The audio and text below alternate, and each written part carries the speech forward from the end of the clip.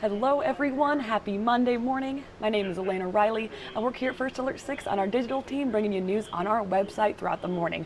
All that breaking news, things you gotta know. And this morning I have top headlines for you just to get you started for your day with me. I really appreciate you joining me. So let's head over to our website where I have more web story for you. I bring it every morning. All right, here we are in First Alert 6, and then my web story with your top 6 headlines, so just a couple, some quicker stories to get you in the know. So we can chat more about that. Right, my top headline for the day was our breaking news this morning was we had some power outages that affected over 5,000 OPPD customers. This happened early this morning. About 4 a.m. we had to check up the outage map, so let's go back there to see more what it is right now. I know crews have been out there working, so a little under 1,000. We have about 897 right now in Douglas County. That's where a lot of the outages were here in Douglas, so mostly North Omaha, Benson area, some of Midtown, so a lot of affected customers there. No updates for us yet, according to OPPD. So I'm hoping to learn more on that. What else? There was also some outages in Iowa. Mid-American Energy was reporting to us that some of their customers, about over 600 of them in Council Bluffs, had no power as well this morning, so it wasn't just here in Douglas County. So the cause of these outages has not yet been fully disclosed to us, but we know these outages come as a severe thunderstorm warning was coming around the area. It was in effect for Mills County, Montgomery, Potawatomi, Fremont, and Page counties until about 4:30 a.m. this morning. So there's a lot of wind gusts. I talked to Rusty Lord, our senior chief meteorologist. He tells me that he could, the worst gust he could find here in the metro early this morning is about 55 miles per hour. So wow, pretty staggering there. We do know that crews were responding to reports of trees downed here around town in the metro, as well as transformers blown, things of that nature.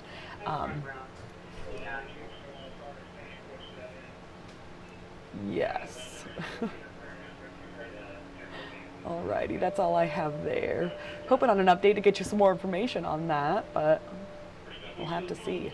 Always remember, if you're coming on a stoplight and it's not working, make sure to treat it as an always stop. I know we had our photographer, a crew out there earlier. They said most people were obeying the rules, but make sure to be stopping there if there's no light working there, the stoplight. Make sure everybody's safe. Okay. My next headline for the day is that this dangerous heat is continuing today, Monday. So Rusty tells us that this intense heat is likely to persist. We have a couple of First Alert 6 weather days, a couple going on here today, tomorrow, going into Wednesday. I have a quote here from Rusty. He says, "We did have some overnight storms roll through parts of Iowa, like I said, and kick some gusty winds southwest through the city. That has ushered in a brief bout of cooler air in the lower 70s, so good start to the day this morning. But any storm should be gone a couple hours ago at about 7 a.m. this morning.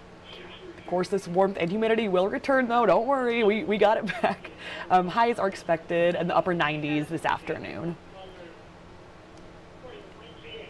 So if you want to hear more from Rusty, tune into his newscast. We're going to have him talk about that, or other meteorologists as well. If you don't want to hear from me, hear from them in our newscast or on our weather app as well. That is always good.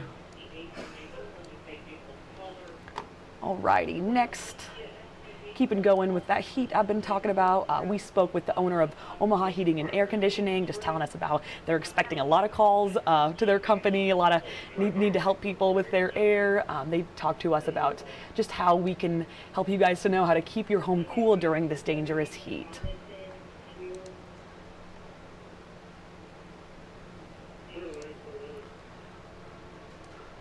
All right, so he advises that homeowners make sure your AC filter is clean, ensure there's enough airflow. We want that happening. He said you can also leave those ceiling fans and fan on the thermostat on the position, because the more air we move, the more humidity we remove. So good reminder there. He says that will keep those temperatures in your home low. And then if your AC does stop working, turn off your thermostat, contact your local service provider immediately, is what we have to tell you with that.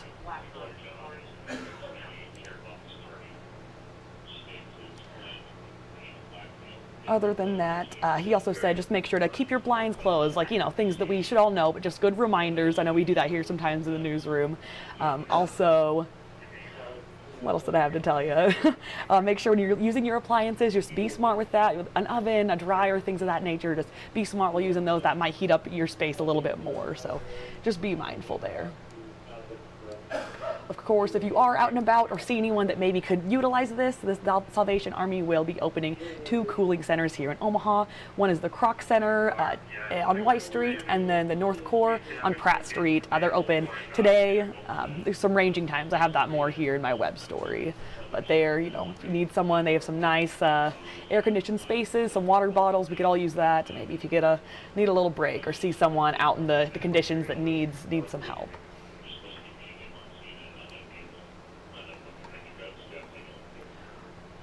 All right, my next headline for the day is that a plea deal is on.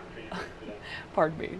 A plea deal is on the table for 77-year-old Joseph Ambrose. He's the suspect in a cold case murder here in Nebraska from 1969.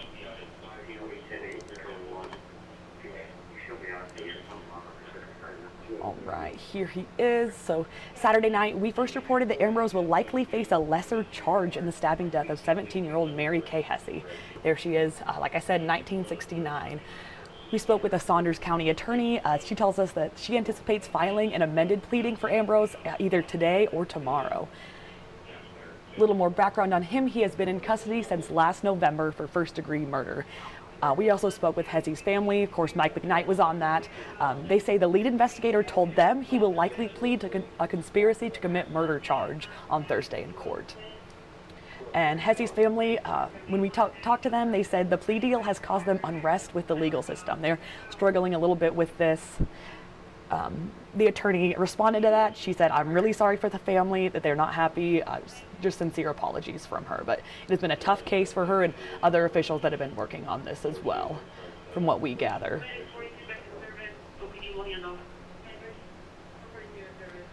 We have been following that case for a while now, so good to have some updates there. All right, now some good news is about the Native Omaha Days Festival in North Omaha. Awesome, awesome. It's kicking off today, so a lot of people very excited for that, I bet. Let me go over here. Okay, this was a couple years ago. This was 2023. We have Don Bacon there at the festival. So according to their website, the event is meant to celebrate this area's culture, historical legacy. Awesome. There's part of the parade, people dancing. It has been going around for about 45 years. Oh, there's Stormy there. Cool. So celebration event. Organizers say this will be the biggest celebration to date, so be ready for that. And this includes the Native Omaha Days Homecoming Parade, the really big event there along North 30th Street, as well as the Omaha Day Classic Golf Tournament and Blue Monday. With this parade as well, oops, pardon me. There we go. With this parade as well, it is on Saturday, so really looking forward to that. If you have any weekend plans, we get that on your list. Other than that, there will be trolley tours, golf outings, a live jazz and gospel music going on, and as well as class and family reunions, people getting together, as well as some children's activities, just for the kids there on the schedule. So activities for this festival will go through next Monday, so a whole week of stuff. A lot of fun events if you're able to get to that.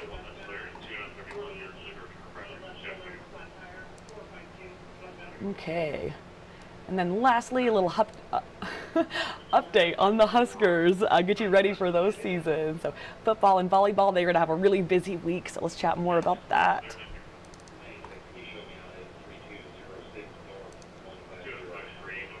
Okay, so Nebraska football is scheduled to start their fall camp today, just getting ready for the upcoming season. There you go. So players are now ramping up into what will be full contact practices, just preparing for the team's debut on Saturday there for the Big Red Preview Annual Fan Day. A lot of fun stuff going on. I know that's my favorite. It might be some of your favorite as well if you're watching. Very fun. So the Fan Day is going to be held in the afternoon at the Huck Center from 4:30 to 6 p.m. Gonna have some fun there, as well as the preview for open practice that evening at 6:30 p.m. at Memorial Stadium. Oh, there I am. Other than that, a little update on Husker volleyball. The Big Ten Media Days are starting today in Chicago. So we have a couple of players, Harper Murray, as well as Coach Danny Busboom Kelly, first-year coach, getting ready to go, and Rebecca Alec as well. They are all representing the Big Red there in Chicago.